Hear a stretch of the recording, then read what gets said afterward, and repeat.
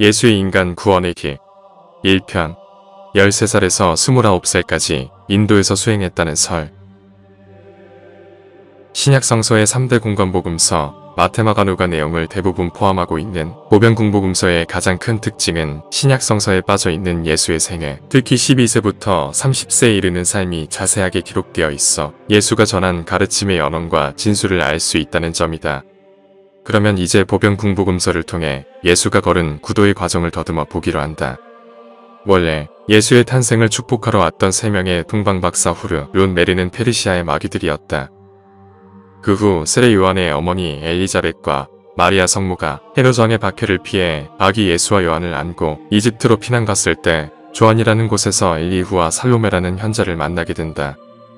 엘리자벳과 마리아는 이 두 현자의 성님의 구도장에서 사랑, 생명의 통일, 두 개의 자아, 삼위일체의 신, 도신, 브라만교, 유대의 성서, 석가 부처의 교훈, 페르시아의 종교 등에 대하여 3년간의 영적 교육을 받은 후 다시 유대로 귀국한다.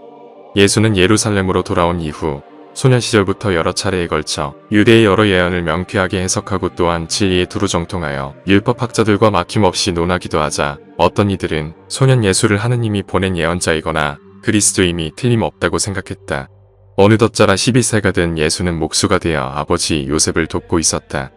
이때 남부 인도 오리사주의 왕족인 라반나가 유대 제례에 참석하러 왔다가 성전에서 만난 예수의 총명함에 반하여 예수의 부모를 찾아가 그에게 동양의 지혜를 배우도록 인도 유학을 청원한다. 예수가 동양의 지혜를 배웠다는 구도의 편력은 보병공복음서 외에도 러시아의 역사가이며 고전학자인 니콜라스 노토비치가 인도 북부의 캐시미르 지방에 있는 헤미스 사원에서 라마승으로부터 전해받은 예수에 관한 2권의 기록을 바탕으로 출간한 이 사전에도 자세히 나와 있다. 이 영상의 뒷부분에 히말라야에 나타난 예수의 흔적을 추적한 노토비치의 이야기를 보실 수 있습니다. 해 뜨는 방향을 향해 떠난 예수.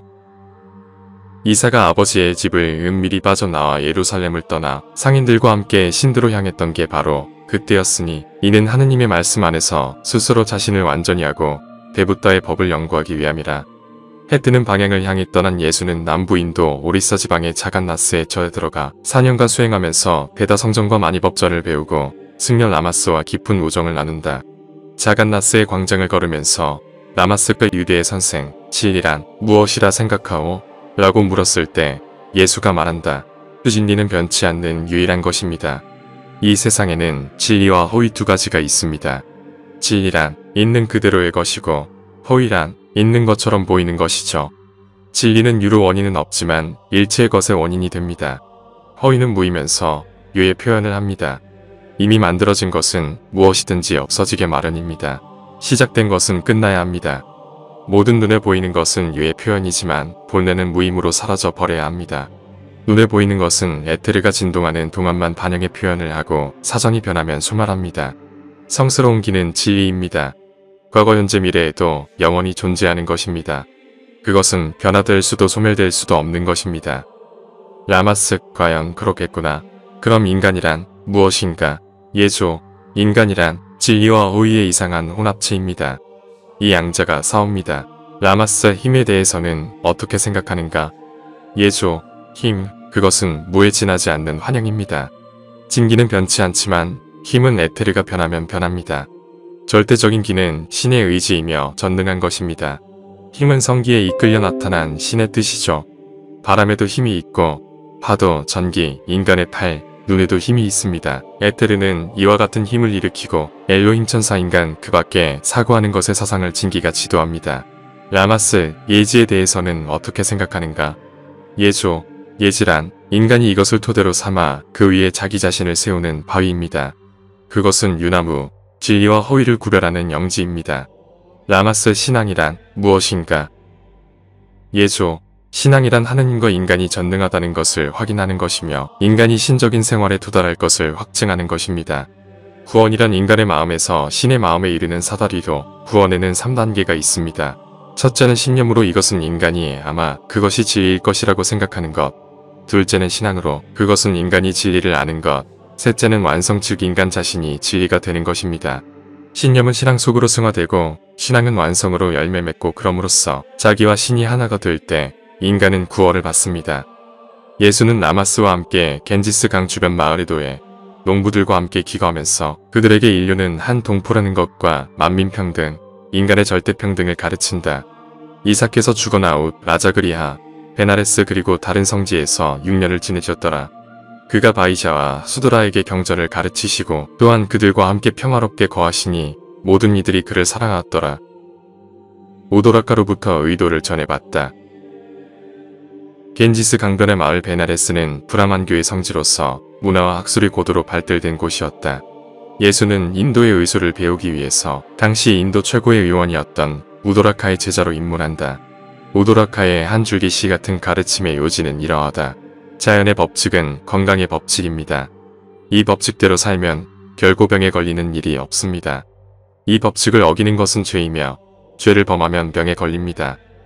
인간은 현악기와 같아서 그 줄이 너무 느슨하거나 너무 팽팽하게 되면 악기는 정상적인 소리를 내지 못하듯 인간은 병이 들게 됩니다. 한편 자연계의 물상은 모름지기 인간의 요구에 응할 수 있게 되어 있으므로 모두 의료에 비약이 됩니다. 물론 인간의 의지는 최고의 의학이니까. 따라서 스스로의 힘으로 병을 고칠 수가 있습니다. 인간이 하느님과 자연과 자기 자신을 믿을 수 있는 경지에 이르면 권능의 거룩한 말씀을 알게 됩니다. 이 성어는 모든 상처의 진정제가 되고 생명의 온갖 병을 치료합니다. 치료인이란 신앙심을 심어줄 수 있는 사람입니다. 영혼이 위대한 사람은 힘이 있는 사람으로 그는 다른 사람의 영혼 안에 들어가 희망이 없는 사람에게 희망을 주고 하느님, 자연, 인간에 대한 믿음이 없는 자에게 믿음을 심어줍니다. 예수는 우도라카, 승려, 학자들에게 이렇게 말한다. 우주신은 한 분이고 신은 한 분 이상이어서 모든 것은 신, 모든 것은 하나이다. 하나님의 향기로운 순결에 의하여 생명 전체는 하나로 연결되어 있습니다. 사람들은 누구나 모두 한 분의 하나님을 모시지만 아무도 하나님의 모습을 볼 수는 없다. 이 우주신은 지혜, 의지, 사랑이시다. 성현 맹고스테를 만나다.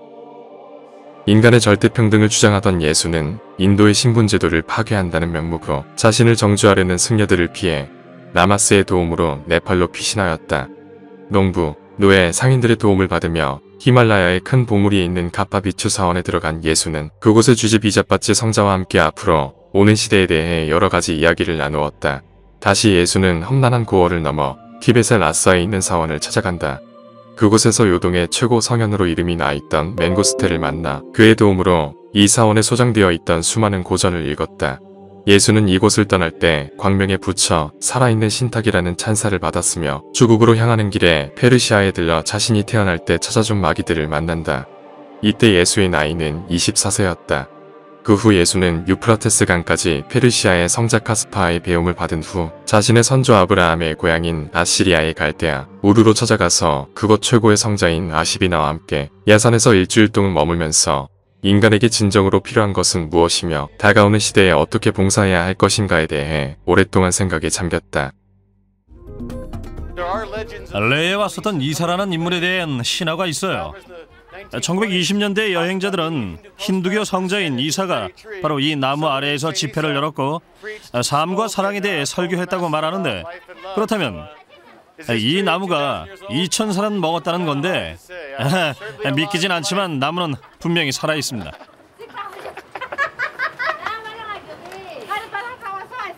처음으로 히말라야의 예수 전설을 들은 사람은 19세기의 여행자였습니다. 레에서 차로 1시간쯤 가면 라다크에서 가장 숭배받는 하미스 곰파라는 수도원이 나옵니다. 이곳에서 1887년에 기독교의 역사를 바꿀 만한 대발견이 있었죠.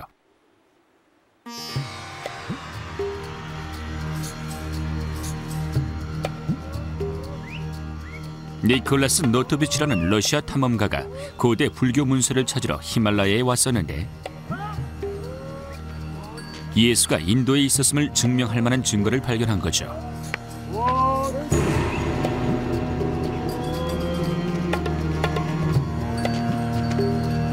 노토비치는 여행을 하면서 고대 문헌에 관한 소문을 하나 들었는데 예수의 잊혀진 시대에 관한 수수께끼를 풀 열쇠였죠. 노토비치는 이 문헌을 찾기로 결심합니다. 그를 위대한 발견으로 이끈 것은 어떤 사고 때문이었죠.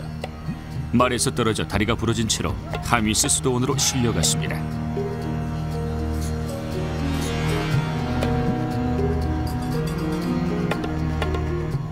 수도승들은 친절하게 그를 간호해 주었고 너트비치는 몇 주 동안 그곳에 머물면서 문헌에 대해 물어보기 시작했습니다.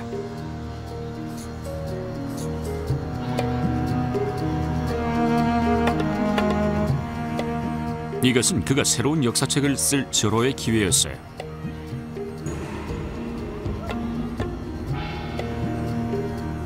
결국 수도승들은 오래되어 낡고 변색된 책자 2뭉치를 가져왔고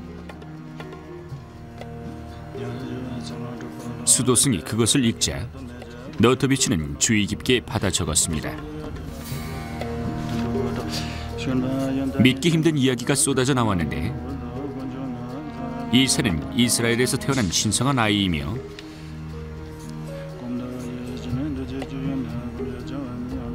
13살에 고향을 떠나 인도로 왔다고 합니다. 문헌에는 그 경로가 나와 있고 팔레스타인으로 돌아가기 전에 힌두교와 불교의 지도자와 함께 공부를 했다고 써 있었죠. 너트비치의 발견은 서양인들을 깜짝 놀라게 했습니다. 정통파는 그것을 모독이라고 했고 그의 발견을 무너뜨리려는 많은 시도가 있었습니다. 그 문헌들은 이후 실종됐고 지금까지도 어디에 있는지 아무도 모릅니다. 존재 여부도 불확실하죠.